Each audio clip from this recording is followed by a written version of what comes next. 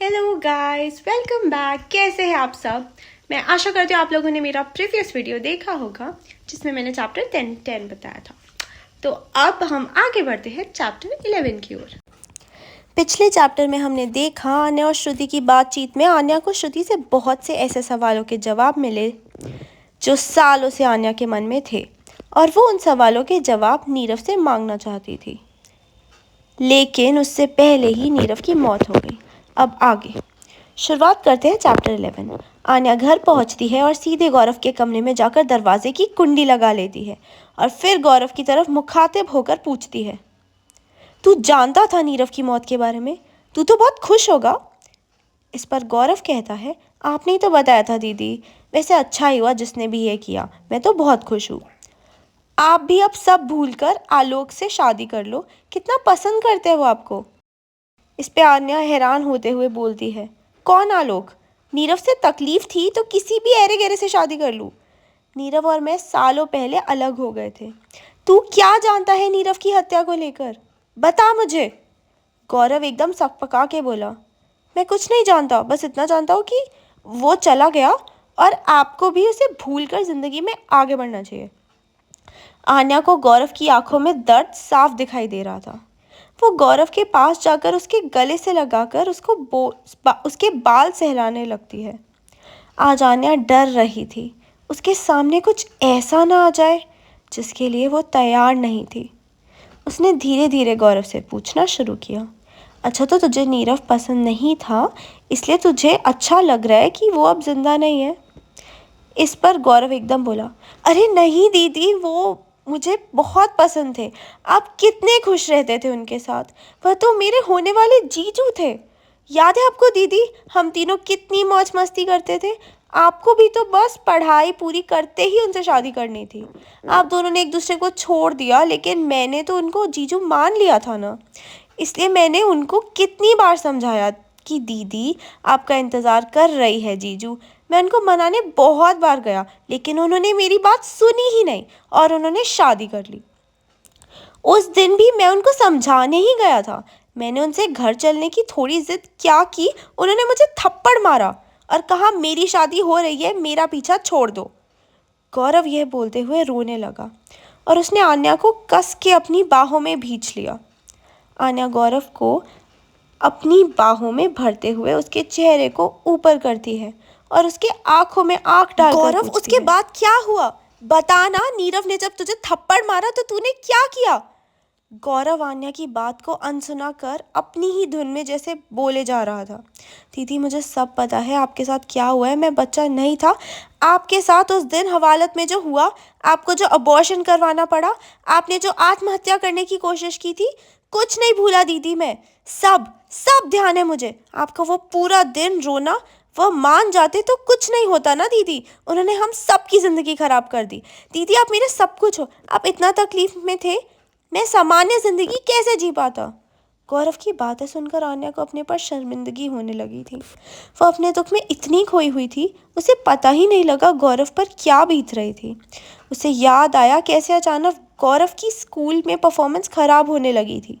किसी ने जानने की कोशिश ही नहीं की किसी कारण से ऐसा हो रहा था। पापा ने तो 2-3 बार हाथ भी उठा दिया। कितनी भूल हो गई हमसे इस गलती की। भगवान हमें ऐसी सज़ा ना देना। काश नीरव की हत्या में गौरव का कुछ हाथ ना हो।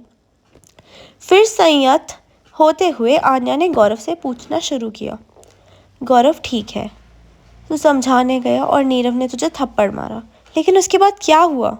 गौरव बोलने लगा, उसके बहुत समय तक मैं उनके पास नहीं गया, लेकिन जब आपकी पुलिस ट्रेनिंग पूरी हुई थी और आप घर आए हुए थे, मुझे लगा मैं उनको ये खुशखबरी सुना दूंगा और वह मान जाएंगे शादी के लिए, और तब मैं उनके घर लाकर आपको हैरान कर दूंगा।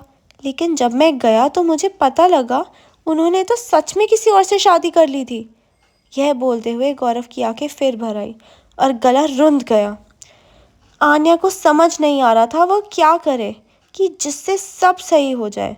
अपने को संभालते हुए आन्या फिर से गौरव से पूछताछ करने लगती है और वह गौरव को पूछती है, मुझे बता ना गौरव, क्या तेरा कुछ हाथ है नीरव की हत्या में? वो गौरव का चेहरा ऊपर कर उसकी आंखों में देखते हुए पूछने लगी। गौरव ने जैसे आन्या से ऐसे प्रश्न की उम्मीद कभी नहीं की थी। वो एकदम आन्या से पीछे हटता हुआ बोला, दीदी आप कभी नहीं बदलोगे। आपको लग रहा है ना गौरव को मैंने मारा है, तो डाल दो मुझे जेल में। मुझे कोई सफाई नहीं देनी अपनी। आन्या के लिए यह घड़ी बहुत मुश्किल थी, जब उसे अपने खुद के छोटे भाई को ही कटघरे में खड़ा करना पड़ रहा था। लेकिन आज यह करना ज़रूरी था। उसने सख्ती से पेश आते हुए गौरव से फिर पूछा, फिर तूने क्या किया बता ना। तुझे गुस्सा नहीं आया था उस पर? ऐसे ही थप्पड़ खा लिया और आ गया? बता मुझे तूने क्या किया उसके साथ। आन्या की आवाज़ तेज़ हो गई। वो गौरव के गिरेबान को पकड़ के उसे के आंखों में देखते हुए उससे पूछने लगी। गौरव एकदम सदमे में था। कैसे उसकी अपनी ही बहन उस पर शक कर रही हूँ। गौरव ने अपना गिरेबान छुड़वाते हुए आन्या के अंदाज में ही उतनी ही तलख्खी से जवाब देते हुए कहा, हाँ, गुस्सा तो मुझे उस दिन भी बहुत आया था, जब आप दोनों होटल में पकड़े गए थे और हमारी बहुत बदनामी हुई थी। हाँ, मुझे मार ही देना चाहिए था उसे, उस दिन ही, जब उसकी वजह से हम सबको इतना सहना पड़ा था। उस दिन पुलिस थाने के बाहर ही मार देना चाहिए था। लेकिन फिर मारना तो आप दोनों को पड़ता ना दीदी। होटल में वो अकेला तो नहीं गया था। आप भी अपनी रजामंदी से गए थे ना उसके साथ। बताओ ना दीदी, गए थे ना? तब तो नहीं मारा मैंने, लेकिन एक थप्पड़ पड़ने पर मैं उसे मार दूंगा। यही ना दीदी, इतना ही तो आपने समझा है मुझे। मेरा तो आप पर विश्वास कभी नहीं डगमगाया, चाहे कुछ भी हालात रहे हो। मुझे गुस्सा ज़रूर आया था, लेकिन मेरे गुस्से में कभी इतनी गर्मी नहीं रही दीदी कि वो इतना उबाल खा जाए कि किसी को मार ही दे। वो आखिरी दिन था जब मैं उनसे मिला था, और अब मिलता भी क्यों, सारी उम्मीदें उनकी शादी के साथ ही खत्म हो गई थी। गौरव का चेहरा लाल हो चुका था। उसकी आंखों से टप टप आंसू बहने लगे। समझना मुश्किल था, उस अपमान के आंसू थे जो उसने झेला था, या वह गुस्सा था जो सालों से उसने अपने भीतर ही दबाया हुआ था। आन्या ने अपने भाई को गले से लगा लिया और उसके माथे को चूमने लगी, और वो बोली, तू आज जितना जी कर मुझे सुना ले गौरव, मैं उफ तक नहीं करूँगी। तू नहीं जानता कितनी देर बाद मैं सुकून से सांस ले सकी हूँ। मुझे माफ़ कर दे तुझ पर भरोसा नहीं करने के लिए, और भी जो मुझसे इतनी सालों से गलती हुई है।